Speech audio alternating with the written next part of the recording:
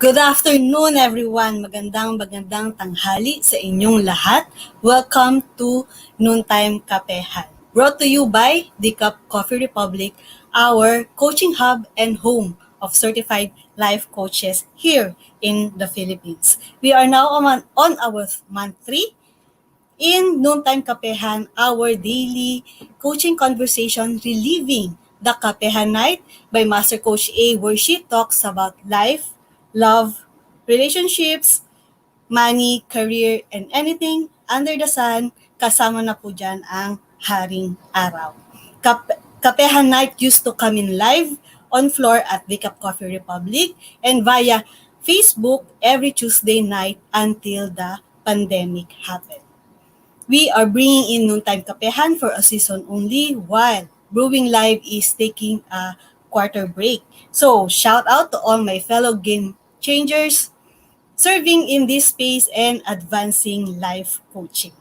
If you find in your heart to support the works that we do, you may give us stars or love gifts through bank deposit. Just check the bank info in the caption of this video So for your food and beverage, the cup is open from 10 a.m. to 10 p.m. for dine-in, pick-up, and delivery.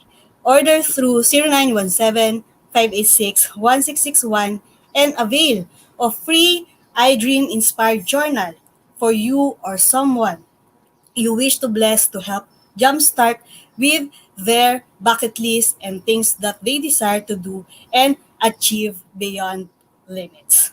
So last month, Master Coach A officially launched the B-Learning Society, the tent maker of B-Learning home for mental fitness, and Decaf Coffee Republic is hosting the B-Learning e-card that unlocks opportunities for smarter living and with monthly perks. First perk is a 5% food and beverage discount from Coffee Decaf Decaf Coffee Republic, and second is the Mental Model Masterclass by Master Coach A, happening every third Saturday of the month. And third perk is a 90-minute coaching session with senior coaches from the Life Coach Philippines. For next month's mental model, so yung mental model masterclass natin for month of June, tapos na po. Master Coach A conducted that last June 19, and we talk about the mental model barbell. So yung mga naka-attend po doon, madami po silang nakuha. You may just visit the page and see yung mga naging comments nila and mga pack my bag moments nila during that session. And now for next month, July na po ito. So the Mental Model Masterclass is scheduled on July 17, 7 p.m. by Master Coach A. Master Coach A will teach the 80-20, 80-20 Mental Model Mastery. Learn the mental model behind the 80-20 rule, so ito po yung Pareto rule, and discover how you can apply it in almost every area of your life and accelerate your success. For more information and registration assistance, connect with Coach Rezzhel through 0917-586-1661. So that's our magic number.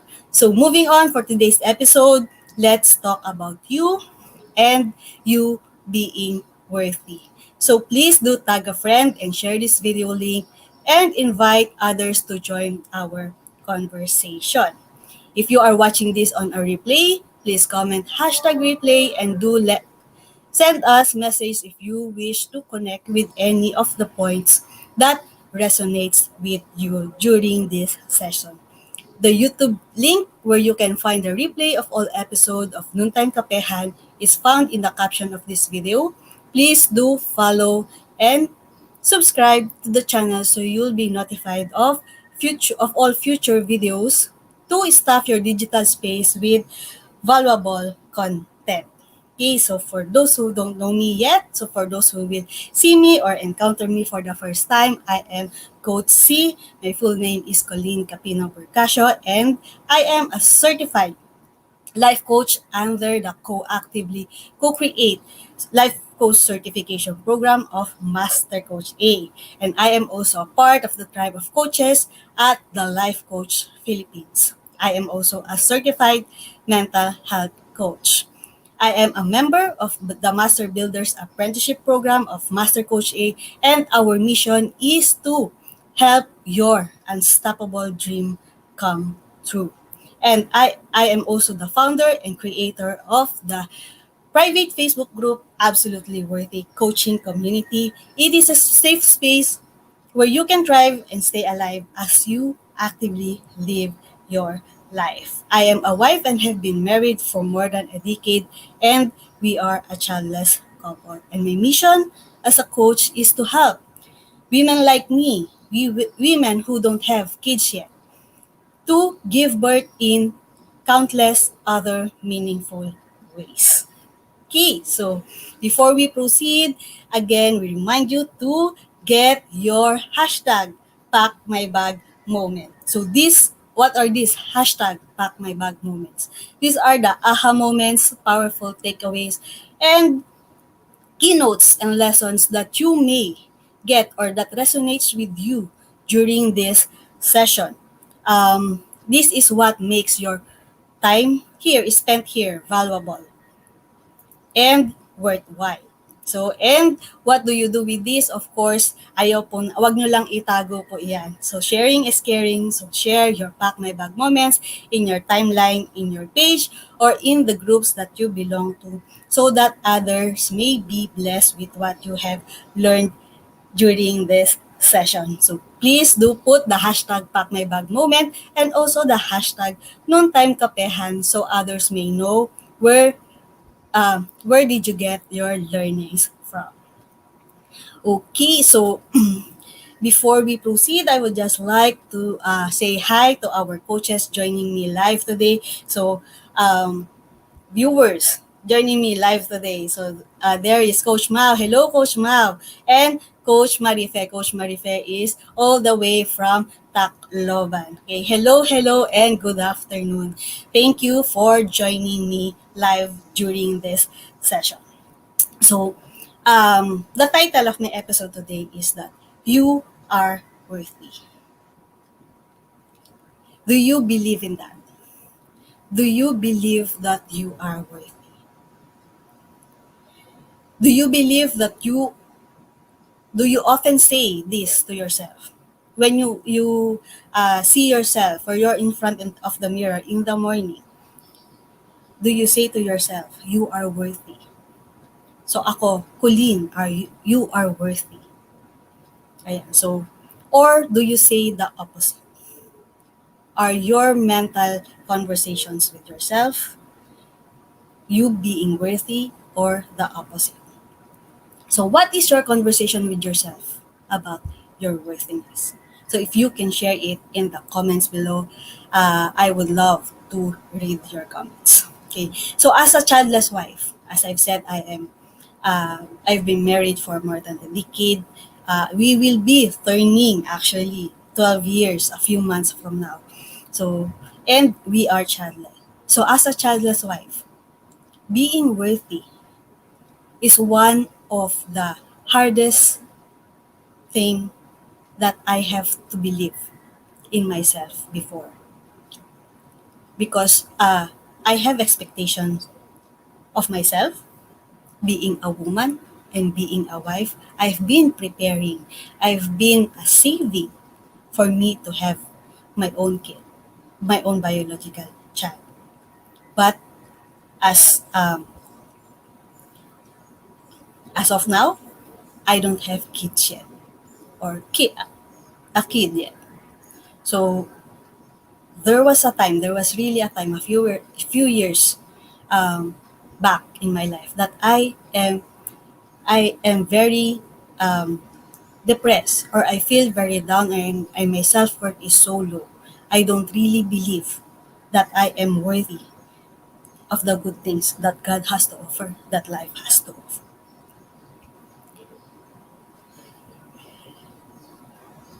And going through that, I have learned that believing that you are not worthy can lead you to do things that you think will make you feel worthy, but does not really help you in the long run. So, believing that I am not worthy, feeling depressed, feeling with very, very low self-worth, I do things according to what I feel and what I believe. And I do things that I think will make me worthy. But then I found out these are not really the things that made me worthy. Because in reality, in truth, I am already worthy. So these are the two major um, actions that we do when we believe that we are not worthy of anything in life, of the good things in life. So first one is that we isolate.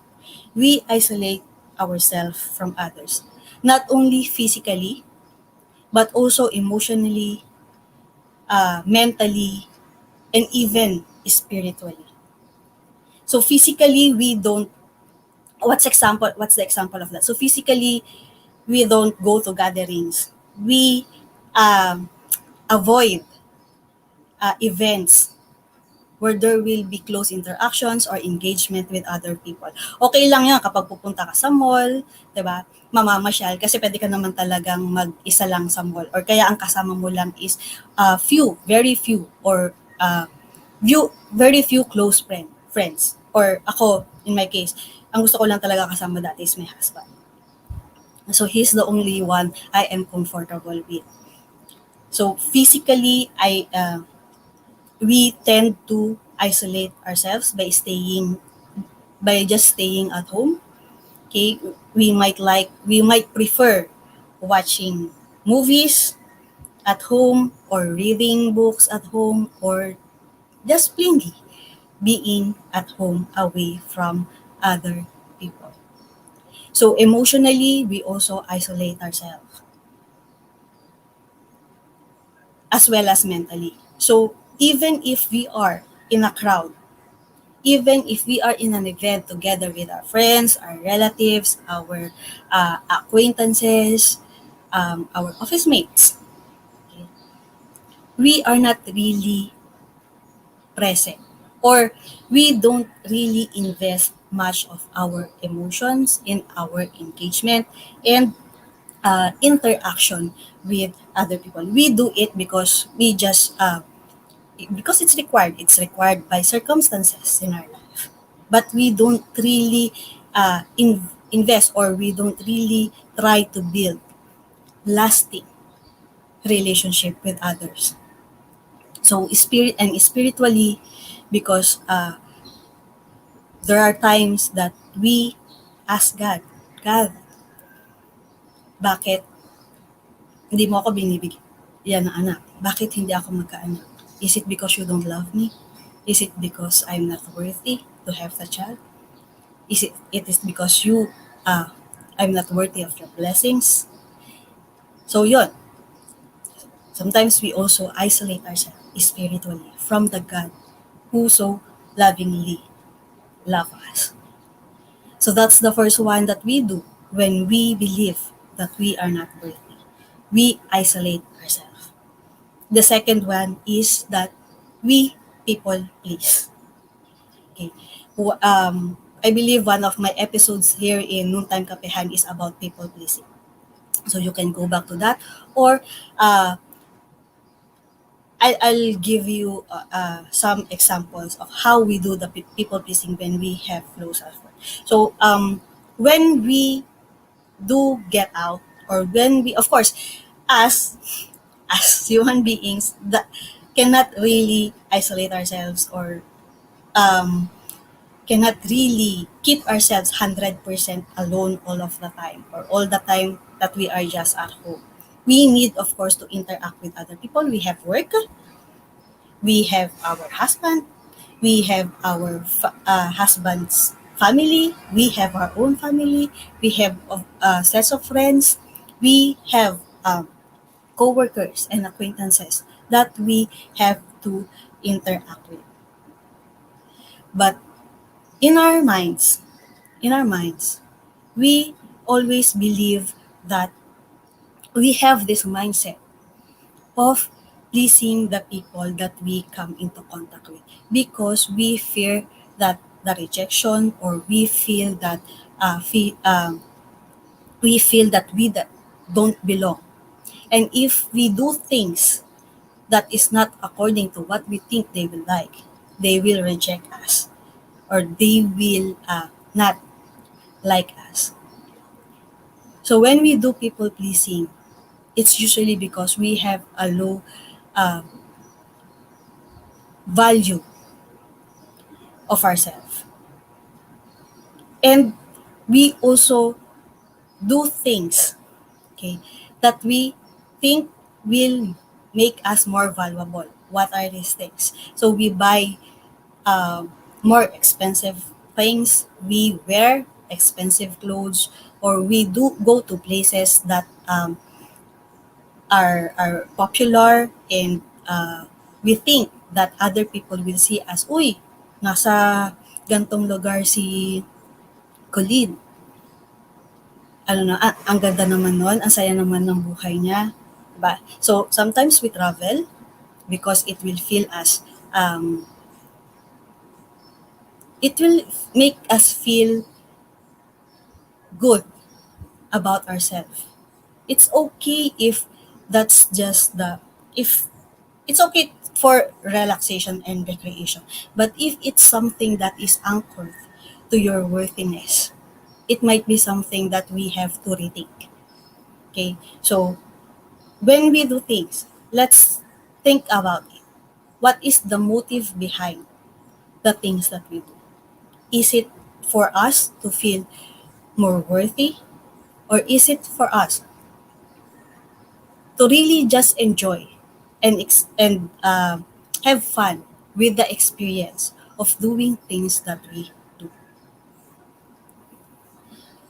So that's how it is when we believe that we are not worthy of the good things that God has to offer. So, but what does it really mean to be worthy? So, ano ba talagang ibig sabihin kapag, para masabi, kapag ikaw ay worthy, ano bang ibig sabihin mo? So, we define worthiness as the quality of being good enough. So, sabi doon sa dictionary, worthiness is the quality of being good enough. Pero ano bang ibig sabihin ng good enough? Good enough, when we say good enough, the automatic um, tendency in our minds is to judge ourselves in comparison with other people. So, what we do is that we compare what we have or don't have with other people, and we think that we are more worthy than them, or they are more worthy than us. So, we compare our achievements, we compare our possessions, we compare our status or ranks, we compare our grades sa school or kapag nag-aaral ka na. We compare kung ano yung mga nalalaman natin. So, how much is it that we learn? So, padamihan tayo ng diploma or ng mga certificates. And we compare skills with other people. We compare our relationship. So, our worthiness is sometimes based on the comparison that we have with other people related to relationship. An example na. At a certain age, we have an expectation. May mga magtatanong, may boyfriend ka na ba? Or ilan na ang boyfriend mo? O ilan ang naging boyfriend mo? Di ba? Or, um, and then it will be followed to, pagsasabihin mo, ay wala pa. Ay bakit? Ilang taon ka na ba? So, yun yung mga tanong that I've also experienced. I suppose I was late in me getting married. I was married when I was already 29. So sabi nga ng iba, malapit nang malaglag sa kalendaryo. 2 years na lang kasi hanggang 31 lang yung ating kalendaryo. So at 25, yung expectation natin, at 25, mga dapat nasa marrying age ka na. So pwede ka nang mag-asawa. Pag lumampas ka ng 25 and above, medyo ano na, okay pa naman, pero alanganin. Pero yan, pag sumampa ka ng 30 at wala pa, we have this also expectation na, uy, malapit ka nang malaglag sa kalendaryo. Diba? Ayan. So, and of course, with my another experience is me being married and does not have my own kids. So, we also compare those things to with other people to measure how worthy we are. So me, may magtatanong, when I was 29 or before I got married, ilang taong ka na? Oh, ba't wala ka pang asawa? Yung mga ganong question sa atin, di ba?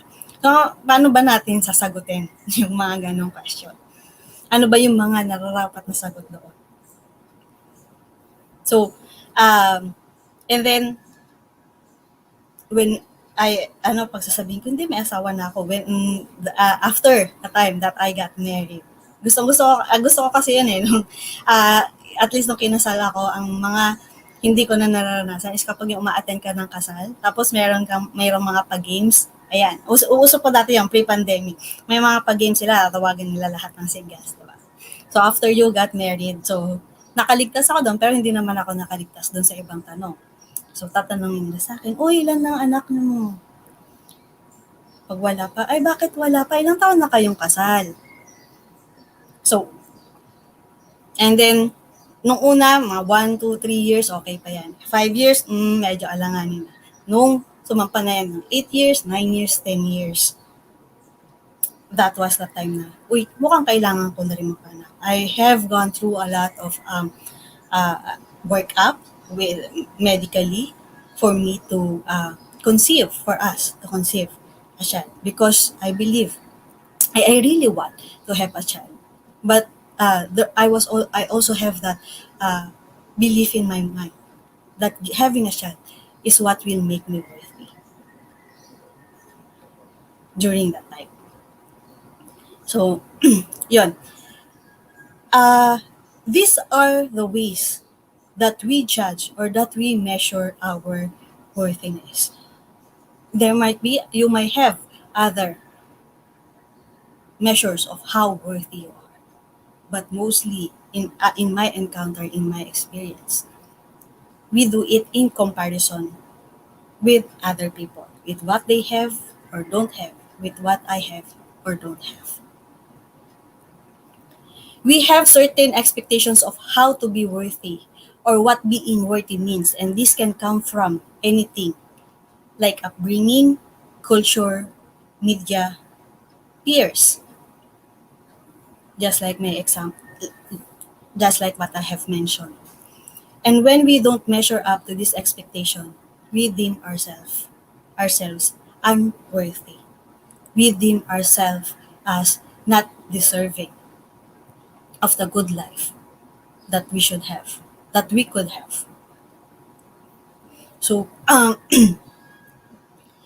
but there came a time. So what I did during the time was that I researched paano ba maging worthy? Paano ba talaga maging worthy sa paningin ng ibang tao? Or paano ba maging worthy sa paningin ko? Or how do I increase my value, my worthiness as a person? And during my encounter, na, I got to see or I got to believe that being worthy, I cannot find it outside of me. That being worthy is innate in me. I am already born worthy. Biblical din. There is also a verse in ano, 'di ba? In the Bible saying that even the strands of our hair, planado yan lahat ni Lord for us. So if even before we are born, even before we are conceived, God already deemed us worthy to of His attention to that detail, up to that, di ba? Up to the bilang ng hair natin. Kaya lang, when we were born, diba? When we were born, and when we were a child, we don't really care about, I mean, we don't, we are curious, we do things that we like to do, even if pinapagalitan tayo ng mga magulang natin. We do things that makes us feel good with friends. Pero at some point in our life, we learn or we adapt to that concept that our worthiness is something that outside of us, that we need to prove how worthy we are to other people. So let's have a change in perspective. You are already worthy. You are worthy of your dreams. You are worthy of love. You are worthy of happiness in life. So here are three ways to define what it means to be worthy, to change our perspective of how it is, what it means to be worthy. The first one is that it means knowing your value. Knowing your value as a person, not in comparison with other people.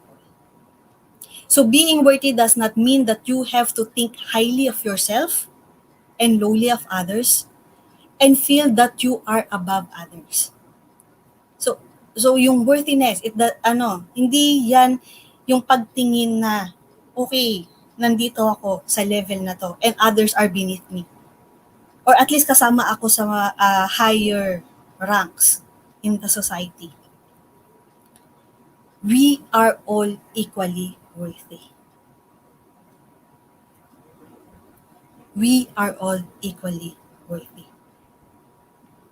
So being worthy means that we are aware,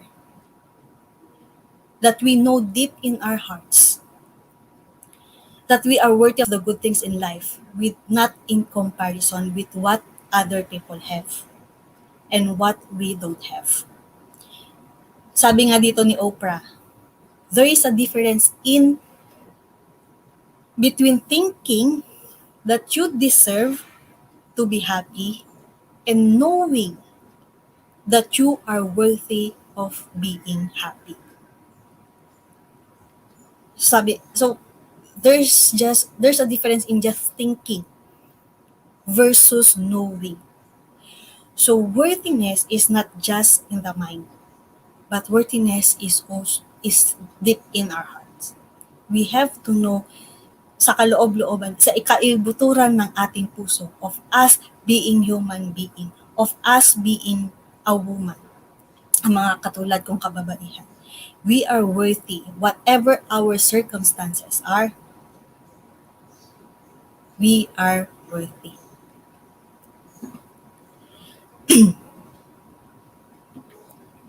So, and when we believe that we are worthy, and when we believe that we are not above or below anyone else, mas magiging madali yung pag-engage natin with other people.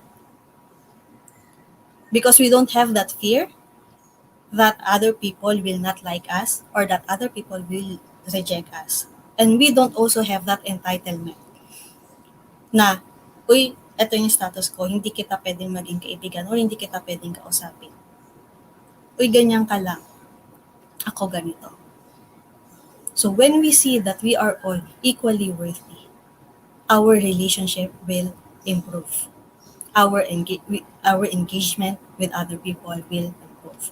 So that's Um, and for me, I started where? I started I started with going to the Coffee Republic. Nung dati nasa ano pa yan, sa PSM, Pioneer Street Market.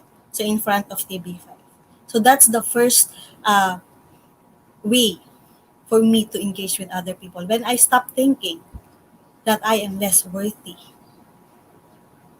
than other people, I started going out by myself. Mag-isa lang ako. And I did not fear na yung makipag-usap sa ibang tao. And tawag doon, I tell you, it's really worth it. The second way to define what it means to be worthy is that it means embracing your imperfection. Being worthy does not mean you have to be perfect in everything you have or in everything that you do. You have flaws, you have struggles, you have painful experiences. You make mistakes, you fail. There are decisions that we made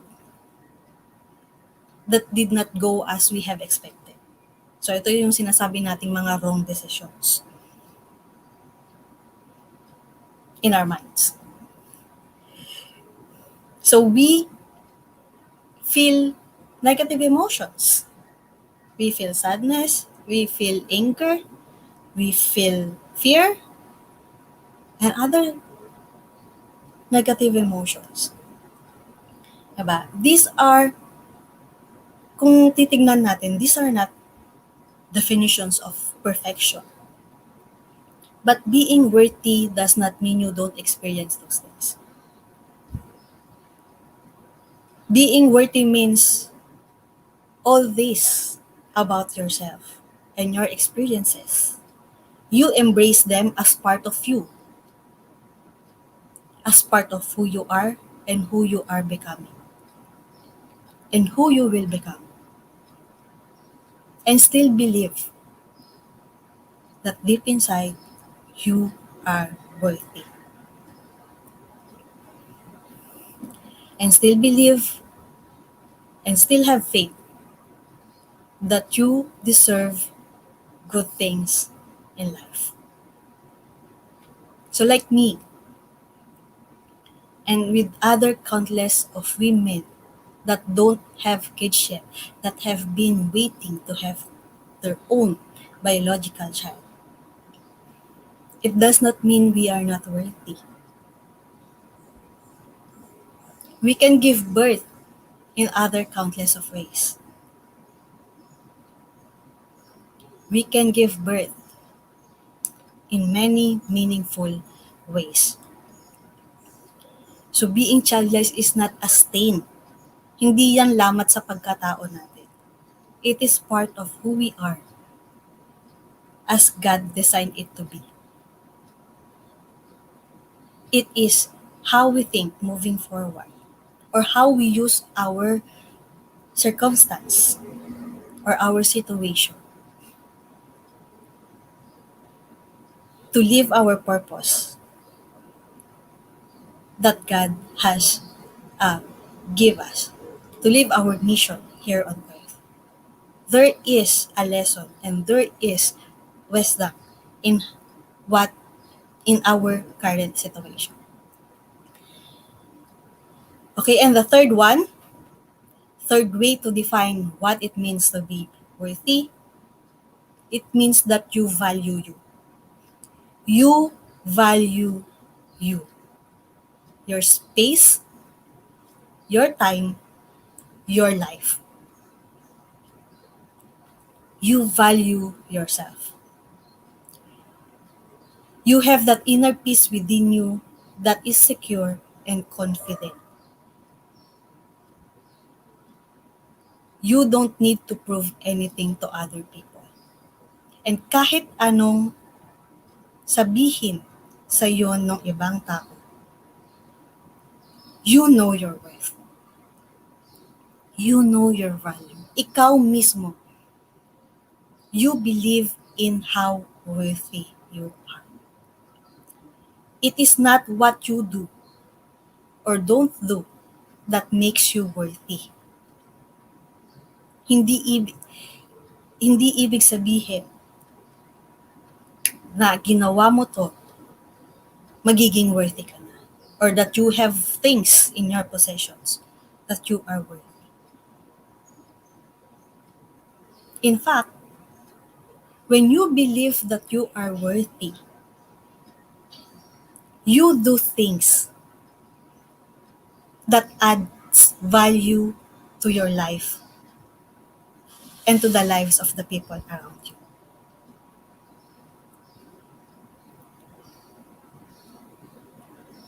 Example is that you set goals for yourself. You dream and you dream big and you make plans, you take action to make your dream a reality because you believe that you are worthy to achieve what you have been dreaming of. So those are the three things or three ways that we can define. We can redefine how we ano, how we think about our worthiness or what it means for us to be worthy. So the first one is that knowing your value. Deep inside you know you are worthy. The second one is that embracing. We embrace our imperfection. That our imperfection is not something that will make us less worthy.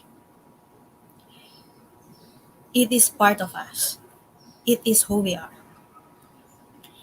And third is that you value you. You value yourself. You believe. You you do things that adds value because you know, you believe in your heart that you are worthy. As Brené Brown said, kilala niyo naman si Brené Brown, di ba? Siya yung author ng book na Daring Greatly. And it talks about the power of vulnerability. Okay, sabi niya, there is no prerequisite for worthiness. So walang kailangan, there is no prerequisite, walang kailangang i-fulfill for us to be worthy because we are already worthy. And further, she said, when you get to a place where you understand that love and belonging, your worthiness is a birthright and not something to earn, anything is possible for you. So think about it.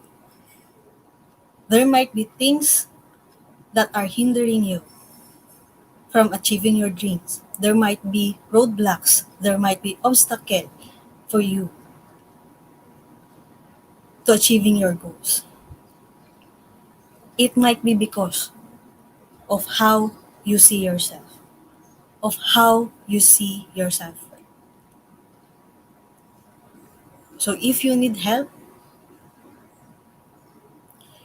to